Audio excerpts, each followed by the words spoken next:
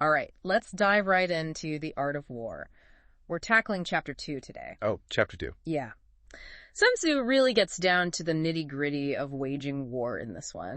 Mm-hmm. I was thinking, even if you're not, planning a military campaign, Right. this chapter has some serious wisdom for any kind of conflict. Oh, absolutely. Tough negotiations, Yeah. disagreements, any of those battles we face in everyday life. It's all about strategy. Exactly. So to kick things off, Okay. Sun Tzu doesn't sugarcoat anything. No, he doesn't. He lays out this hard truth about the cost of war. Right from the start. So picture this massive army. Okay. 100,000 soldiers. Wow. Chariots, armor, all the food and supplies, the whole shebang. The logistics are mind-boggling. Sun Tzu actually calculated He did. how much it would cost to keep this force running. I'm curious. 1,000 pieces of gold every single day. 1,000 pieces of Can gold. you even imagine? That's an incredible amount. Even today, that's a fortune. So what's the lesson here for us non-generals? It's brilliant, really. Mm-hmm. Sun Tzu's highlighting the economic burden of conflict. Right. It's not just about the human cost. Which is, of course, the most tragic part. Absolutely. But he's showing us that war drains resources like crazy. Makes you think twice about jumping into any conflict without carefully weighing the costs. It really does. Yeah, because it's so easy to get caught up in the heat of the moment, Oh, absolutely. Emotions run high. But taking that step back Yeah. to really think about the price tag, whether it's time, energy, or actual money, like Sun Tzu's talking about. That's essential. That leads us to another one of Sun Tzu's big ideas, Okay. the value of a swift victory. He was all about speed and efficiency. He actually says, in war, victory is valued. Prolonged campaigns are not. Smart guy? But isn't there a risk in rushing things? Well, Sometimes you need to strategize, even if it takes a bit longer, right? of course, Sun Tzu isn't saying to be reckless. Right. It's more that he understood that long, drawn-out fights have these built-in disadvantages. Like what? Well, your weapons get dull, morale starts to fade, Oh, yeah. resources dwindle, and you miss out on other opportunities. So it's about finding that sweet spot between speed and strategy. Exactly. Got it. Can you give us an example of how this swift victory idea would work in, say, a business setting? Sure, imagine a tough negotiation. Okay. Things have stalled. Uh-huh.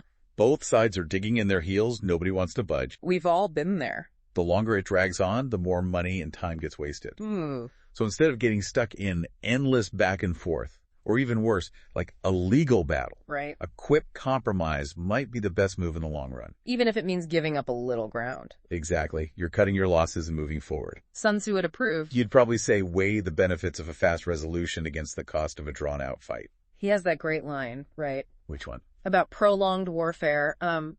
We have heard of clumsy warfare that is swift. Yes. We have never seen skillful warfare that is prolonged. Powerful, right? It really makes you think. He's saying that a decisive action, even if it's not perfect, Yeah. can be more effective than a long, drawn-out struggle. Like ripping off a Band-Aid. Exactly. It stings for a second. But then it's over.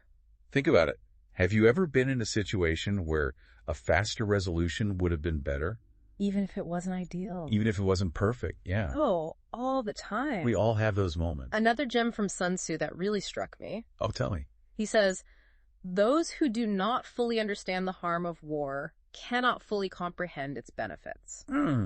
That's deep. I know, right? And it goes way beyond just actual warfare. It's about any conflict, really. Mm-hmm. Business deals, arguments, even those internal debates we have with ourselves. You have to recognize that there are downsides to any conflict. Potential harm. Yeah, and the damage it could cause. Only then can you really understand what's at stake. That's so true. It's easy to overlook the consequences. Especially when emotions are high. Sun Tzu's reminding us that a good strategist considers the risks just as much as the rewards. It's like chess. Oh, I like that. You have to think several moves ahead. Absolutely. And consider how each action could play out. Precisely. I remember this one time, I was working on this project, Okay. and I was so focused on winning this one argument, I completely overlooked the bigger picture. Oh, no. The potential fallout, the relationships that could get damaged. It happens. Yeah, it was a good lesson learned, though. Sometimes you have to experience those things firsthand. So moving on, Yeah. Sun Tzu had some pretty strong opinions on resource management, He did. Logistics were key for him. especially when it came to supplies and keeping the army moving. Makes sense. He has this famous quote, A skilled commander does not mobilize his army twice, nor does he transport supplies 3 times. That's all about efficiency. Right. Like serious planning ahead.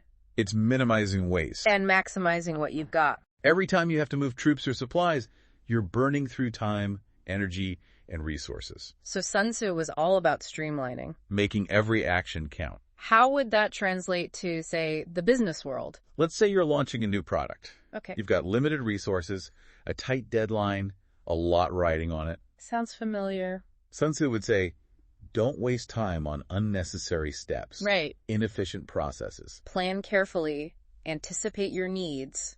And make sure everything you do is aligned with your goal. It's like the lean startup idea. Exactly. Do more with less. Eliminate waste. Stay agile. He also talked about this idea of living off the land. Wait, literally? Not literally, more like a metaphor. Okay, I'm intrigued. He's talking about resourcefulness, leveraging what you've already got, using your environment to your advantage. Instead of trying to bring everything with you. Look at what's available. And get creative. Be adaptable. So it's about thinking outside the box, finding solutions with what you have on hand. Like, you're a chef with limited ingredients. You don't panic. You improvise. Whip up something delicious with what's in the pantry. You make the most of your situation. And that applies to everything. Business, projects, even just organizing your day. This idea of resourcefulness actually connects to something very modern. What's that? Sustainability. Oh, I see it. We're all trying to be more mindful of resources these days. And our impact on the environment. Sun Tzu was ahead of his time. His wisdom resonates with our modern concerns. Speaking of being ahead of his time, Okay. Sun Tzu had a pretty bold strategy when it came to dealing with the enemy. What was that? He suggested taking provisions from them. Quid stealing? Well, he didn't use that word. I mean, that seems a little unethical. He was talking about strategic capture of enemy resources. Okay, so like using their supplies to bolster your own forces. Exactly, and by doing that, you're weakening them at the same time. It's a double win. How would this apply in a non-military context? Think of it as turning a competitor's weakness into your strength. Okay. Imagine you're in a cutthroat business environment, and one of your rivals is struggling. Losing market share. Facing internal challenges. So you could capitalize on their situation. You could acquire their assets. Oh, I see. Recruit their top talent. Even form partnerships. Leverage their existing infrastructure or customer base. Like a strategic takeover. It's like that board game, Risk. Oh, yeah. Conquering territories, gaining resources, weakening your opponents. And the psychological impact is huge. Right. Imagine the enemy watching their resources disappear. Demoralizing.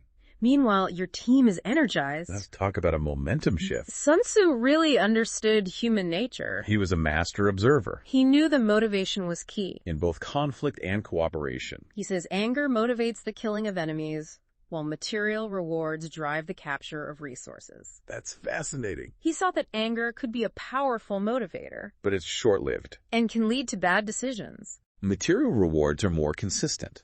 A tangible incentive. Think about it in terms of leadership. Okay. A good leader inspires their team. Right.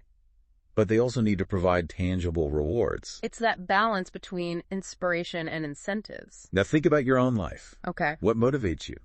Is it a burning desire, a sense of purpose, or the promise of a reward?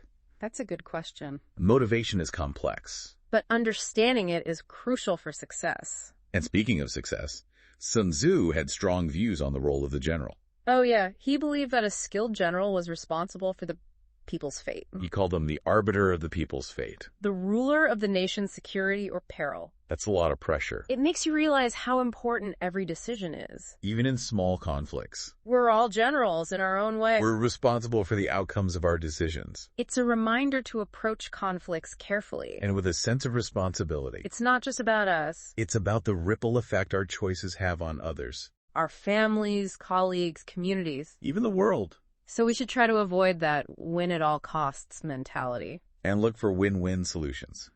Where everyone benefits. So, as we wrap up our deep dive into Chapter 2 of The Art of War, what are the key takeaways for our listeners? We've covered so much, from the cost of conflict to swift victory, resource management, human motivation. That's a lot to take in. But the most important takeaway is this.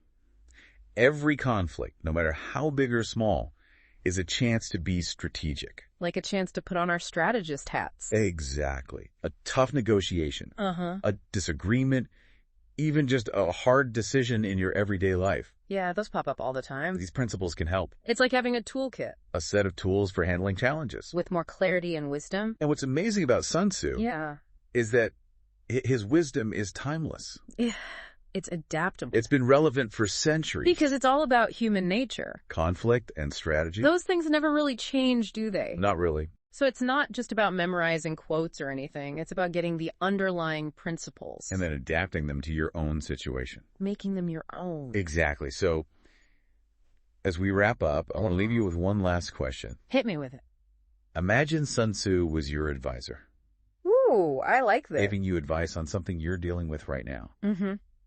What would his best piece of advice be? That's a good one. It really makes you think. Think about a specific conflict. Or a decision that's been bugging me. What could you take from the art of war? To help me see things more clearly, more strategically. Maybe it's about understanding the true costs?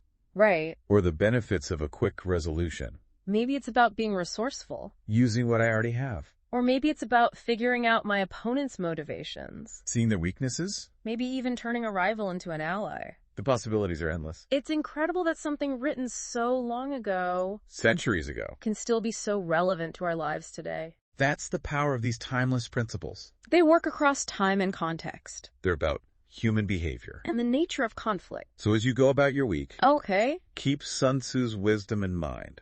I will. Look for chances to apply these principles. I'm going to be looking for those battles. Experiment. See how they work for you. Like a strategist in training. And see how they help you achieve victory. In those everyday battles. Big or small. This has been fantastic. It has. Thanks for joining us on this deep dive into the art of war. It's been my pleasure. I hope you found it as insightful as I did. I hope so too. Until next time. See you then. Keep learning, keep growing, and keep conquering those challenges. And remember, the best way to win a conflict is to avoid it altogether. Choose your battles wisely. And always strive for peace.